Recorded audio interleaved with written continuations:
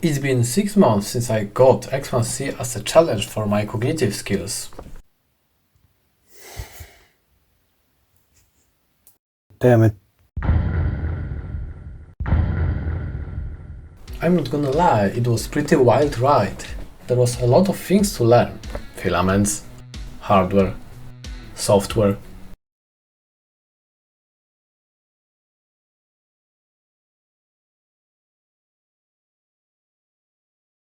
Believe me, showing you that I work with slicers to a 10 hours long bass boosted version of 8 years old meme was essential for the plot of this video.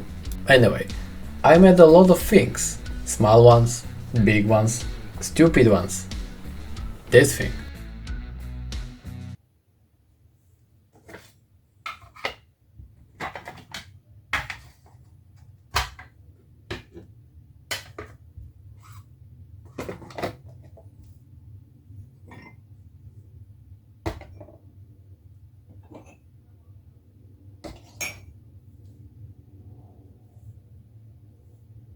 I got compulsive filament buying disorder.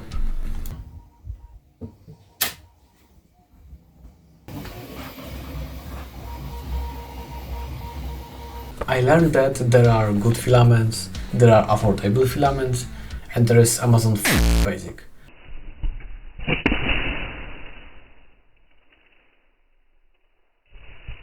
No, seriously, this thing can change up properties 3 times in a single spool.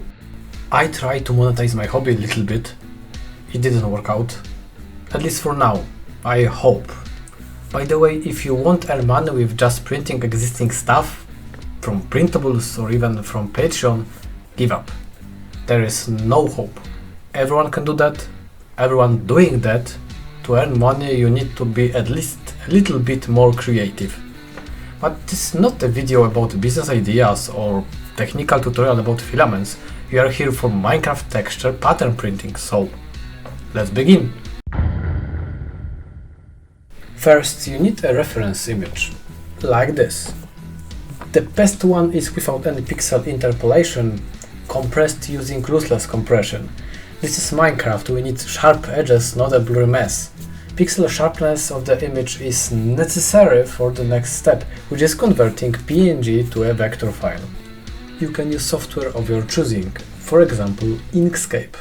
If you listen carefully about image sharpness and compression, you end up with 100% Fusion importable vector file.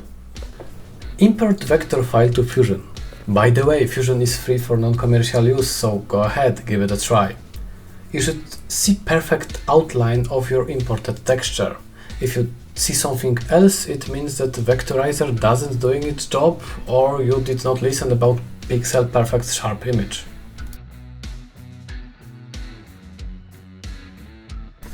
As you can see, I did adjust size. You can experiment a bit with different sizes, but remember that your printer has finite space on the plate, so ideally make it fit.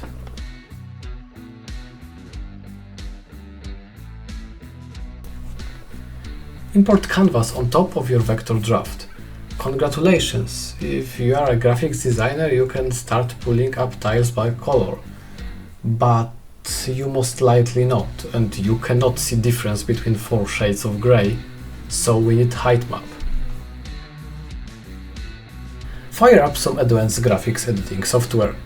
I use GIMP because I really love not paying over $250 for a piece of spyware on my PC. As you can see, there are 4 shades of grey to be mapped. I like to use green to red colors to clear indication of the haze. After mapping, export it to PNG, import to Fusion and align with rest of the project.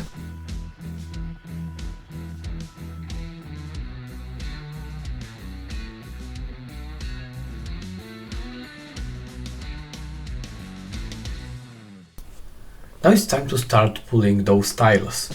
Choose your own height for each layer. Experiment a little. Experimenting is fun as long as you don't spend weeks on prototyping. Yeah.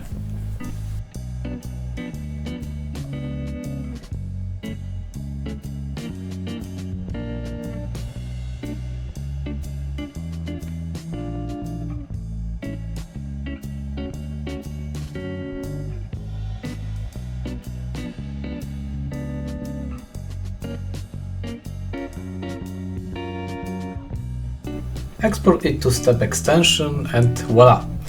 You have your own Minecraft stone tile ready to be printed. I suggest using light grey or silver PLA. Okay, that was easy, but how about something harder? For Bedrock, steps are the same. Convert PNG to vector, create maps, pull tiles, and export.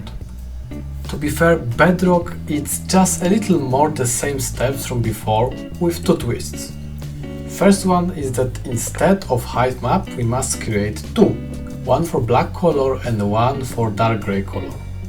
I will tell later why not three maps. This is multicolor tile, so we need to colorize it somehow. I have X1C, so I will use Bamboo Studio to achieve this. Look at Bedrock graphic and colorize it by layer.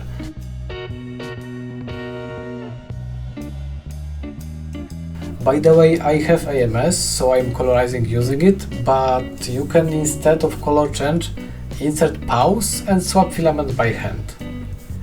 And here it is why only two height maps. The silver layer has no height differences, so map is not needed, just needs to remember about colorizing it at the end. Those I think was two easiest ones to create in just a minute. Minus prototyping, of course, which can take ages, especially if you choose this as the first project. I did suffer learning curve, but you don't have to. Have fun! It ended up like this. Or more like this.